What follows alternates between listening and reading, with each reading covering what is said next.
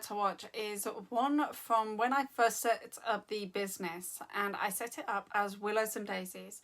I used to have a closed Facebook group. It gave me a place where I could be vulnerable and share things and practice talking on camera, because I hadn't done lives and that kind of thing before, and so it was really daunting for me to actually speak on camera, talking into the void, not having somebody to respond to. There was a lot of insecurities, a lot of fear, a lot of anxiety before I used to go on videos. I don't experience that anymore, and one of the reasons is because I did do these videos in my Facebook group. I did do lives every week. I practiced and I got better. I overcame a lot of my fears and insecurities and a lot of my visibility blocks.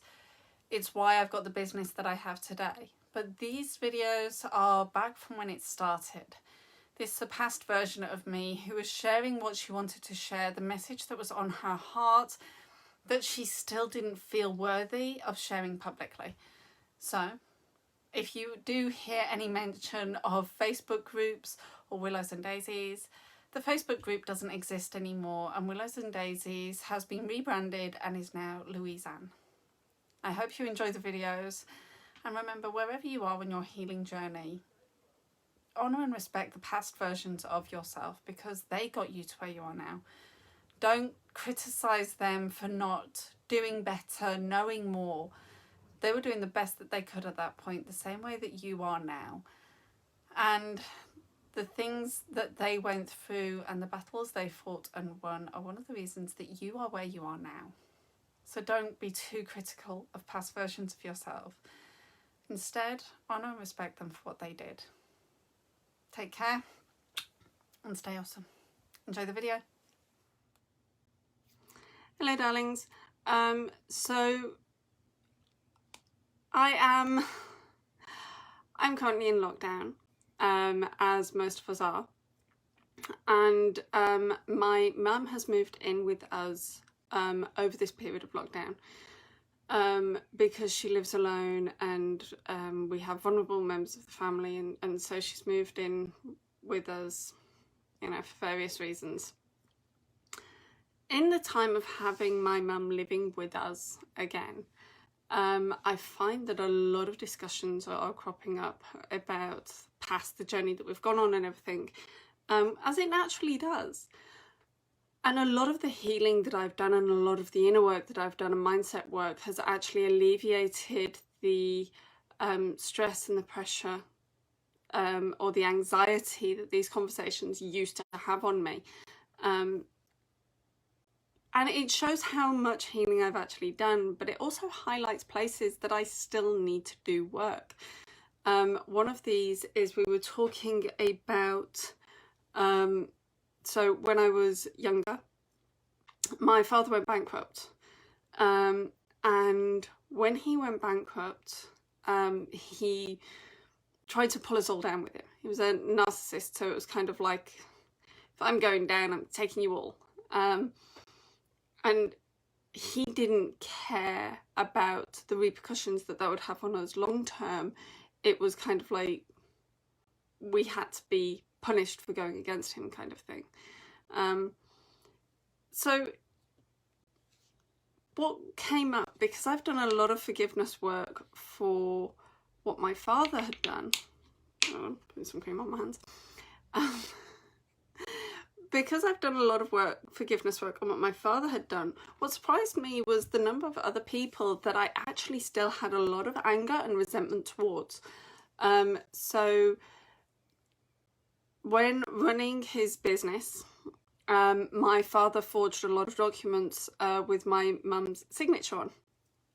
So he would sign her name, and it would be witnessed, so, you know, by one of his friends at this group that he was a part of for business people and kind of like, but he would have people that were assisting him in what would eventually be the destruction of my family, or the attempted destruction of my family. And the fact that there were these people out there helping him do so many wrong things to my mum, to my sisters and I, it's really, really hurtful, because we were, you know, my mum was an innocent party to it, and we were children, and they were giving him advice to put all of our names onto the company. He was, you know, he was taking wages out of the company for my mum and doing it so that she had no idea about it, and they never actually hit her bank. And all of this was done with the help and the assistance of these toxic, low-life pieces of, you know, say, still forgiveness work to do. Still a lot of anger there. And that's the thing. I've done a lot of work. But there's always more layers. There is always something else to work on, to come to terms with. When the company went under, he named our home on his list of assets. So we lost the house. So that him going bankrupt, we became homeless. And when my mum went to get advice about keeping the home for my sisters and I, she was given some really bad advice, which caused us, basically they said, nothing you can do. But the person that bought that house worked at the bank, high up at the bank. I was like, and there was other things. It was kind of like, there was very suspicious dealings there with what they knew and the way that it all kind of flowed through, and it got rushed through so quickly. And it was really suspicious. So, you know, we haven't got any evidence, but pretty sure that nothing was, you know, that things went through that weren't legit. And they took our home from us. You know, how could somebody do that to a family? You know, we ended up in an emergency accommodation through, you know, and it was only by the skin of our teeth that we didn't end up in a women's refuge. They allowed that to happen.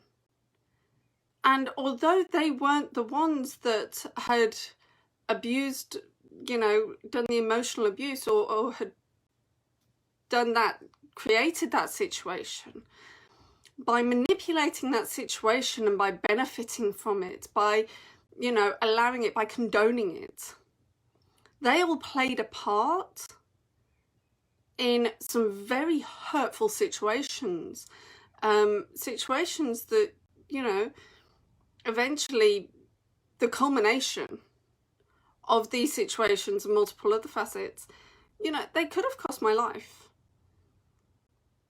What I went through as a child, I attempted suicide. That's a dark place to go to, and the things that these people had done had played a part in actually getting me to that point. And we look and we're saying, okay, well, let's forgive the person that abused us, but what about all of those people that stood on the sidelines and watched? What about all of those people that stood on the sidelines and just kind of like, oh, they don't mean it. They need forgiving too. Not for them, but for you. I need to forgive these people for me. Because those people that moved into the house, they will never know the impact their actions had. Now, to me, they are low-life scum. They might not be, but the role they played in my life, that is who they are. And they'll never know me. They'll never know. Yet I'm the one that is carrying this hurt and this anger and this pain that they caused. The lawyers and the men at this business club that helped him to forge all these documents and manipulate the system and, you know, countersign these things saying that they'd witnessed my mum's signature when they hadn't. All of those men. And it was men, because it was a men's only club, so I'm not being sexist, it was a men's only club. But all of the men that actually played that part, they'll never know. They have no concept of the impact of their actions. Yet here I am living with the result of what they did. You know, I grew up having to come to terms and to live with the trauma of, you know, what they created and what they did, and that's not fair. That's not fair. But there's nothing I can do about it. And holding on to the hurt and the anger and the pain isn't going to change that. So, as much as I am a full believer and I will be doing my forgiveness work, first I need to work through the anger. I can't just release anger or dismiss it. I'm human, and my anger is a result of a hurt, an injury, a pain that has been inflicted on me. And as a result, my anger deserves to be felt. Now, I'm not going to stay in a place of anger. I'm going to move on from it. And that's going to be the power that I claim back. So I'm going to work through my anger. I am going to come to terms with the roles these people played. And I'm gonna do the inner work. But you can't just look at one person and you look at the entire situation, and this is what I mean when it's like a constant work. There's always something else. So I've done a lot of work for my father and what he did. And now what has come up is the bystanders and the other people that played a part. I'm going to feel the anger, I'm going to experience the anger, because it's been there repressed for so long, buried under hurt and anger for other people. But now it's coming to the top, so I'm going to feel this hurt, this anger, this frustration, this pain, and then I'm going to forgive it. I am going to do my forgiveness work, which I will write, I will journal, because that's how I vent. It is, you know, there are different people that do different methods. I write. So I'll write them a letter. A rather expletive-filled letter, and I will destroy it. I will cross it out. I will do my forgiveness mantra, and I will destroy it. And as I destroy it, I will release them. I'll release that anger, that hold that it has on me. I'll forgive them. But I just wanted to let you know that forgiveness work isn't something that you just do for the one person that abused you. There will always be others that may not have been the one that caused your pain, but were witnesses to it. They allowed it to happen. They played a part in what you suffered. And when you reach a point that you need to forgive those two, then you work through that. And after that, there'll be somebody else. It's constant work. It's ever evolving, just like you are. But every layer, you find new strength. And you get through the layers a lot quicker. The anger doesn't last as long. The hurt isn't as agonizing, because at every step you are stronger than you were at the previous step. You've done the work. Take care, darlings. I am going to do my journaling now. I have some letters to write. Take care. I hope you have an amazing day. I may well do a card pull later. My daughters have been doing card pulls and doing journaling to try and get them writing and dealing with everything that's going on in the world at the moment, and kind of like helping their mental health. So I may well get them to do a card pull later, but we shall see what the day brings, because homeschooling means, yeah, things don't always go to plan. Anyway, take care. I will speak to you later. Bye. Thank you so much for taking the time and watching the video. I hope you found it informative and you enjoyed it. I am going to be posting the rest of the videos that were recorded in my Facebook group and the lives and stuff, and so they're all going to be populated here as well. So please, if you enjoyed that, remember to click the subscribe and the notifications so that you actually get told when they are going to be or when they're live. If you have any comments or feedback, please feel free to leave it below, except if it is nasty, rude or hurtful, in which case don't.